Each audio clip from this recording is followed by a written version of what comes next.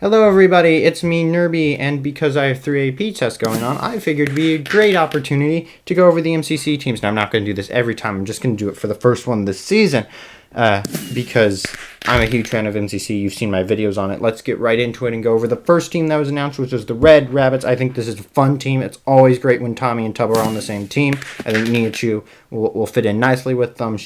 They're friends, and I think it's awesome to get them to play with Vicstar, their hero. That being said, I think performance-wise, this team is a little bit weaker. I think that Tommy in it and Tubbo, I don't know, they seem to be a bit out of practice. Everyone's out of practice, but I think that Vicstar cannot carry this team, even though it's got 3 consistent people. I have them placing 8th in my prediction, but there's a lot of strong teams this time, so we'll see. I think the Orange OCElots with Quig, Shovel, Kara, Corvus, and Arid. And this team actually reminds me, despite only have one repeat person, of the 1-2-3-4 team from last year, from the last MCC third team that lost in Dodgebolt. I think Quig can't quite carry a team the same way Pizza could. We'll see. I think Shovel's a little bit weaker than Green. I think Arid's a little bit weaker than False. That being said, Kara Corvus is still Kara Corvus. So I think this team will do a bit weaker. I have them placing 6th, so better than the Red Rabbits, but less good than the 1-2-3-4 team last year. And this is a team a lot of people are excited about, the Yellow Yaks. I don't know this team that well. I haven't watched SB or Curtsy probably as much as I should have, but I think this team is probably just barely the weakest one out of the list. I think that Sylvie and Dan TDM pairing up with the SB and Curtsy is a dynamic you don't really see, where you kind of have 2 separate groups of players as opposed to 1 and 3 or 3 and 1. And we'll see. I have them placing 10th, but that's just because I think it's a really strong tournament this year or this season. The Lime Llamas. Now, this team has happened before, or a very similar one. They switched out Green for Cubfan. They got, I believe, 4th last time. I have them getting 5th this time because I think 1, slightly stronger teams, and 2, Cubfan.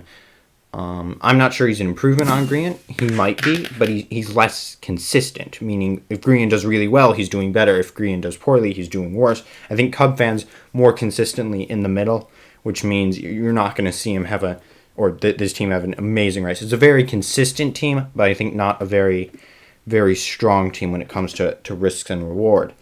The Green Guardians, I think, are the first team we've heard from now that really has a good shot at winning this. You would not be surprised if I saw this team winning.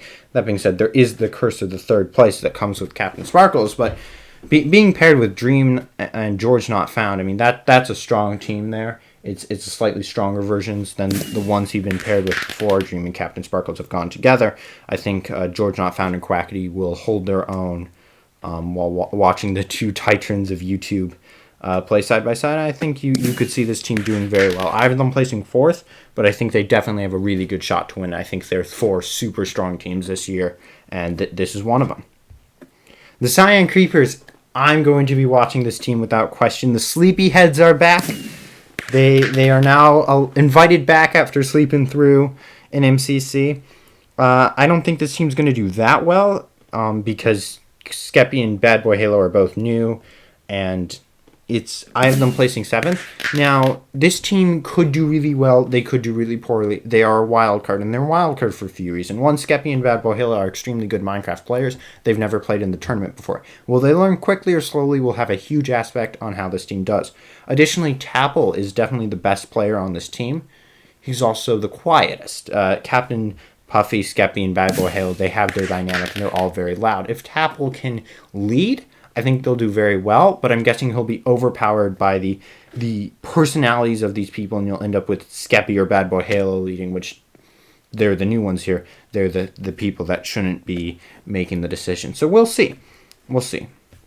Aqua Loaders, I think, is the strongest team here. I think they're my pick for who's going to win. I have them placing in 1st because, I mean, H-Bomb is just really good. He's really underrated, but he's really good, especially when it comes to Dodgebolt. And I think if this team gets to Dodgebolt, they can beat any other team there.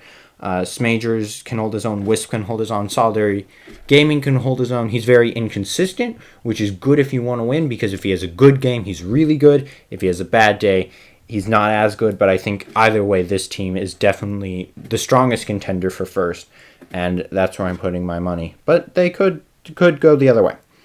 The Blue Bats, I think, is another extremely strong team. I think Sapnap and Puns have a really good dynamic. They know each other well. They're going to be an excellent power duo.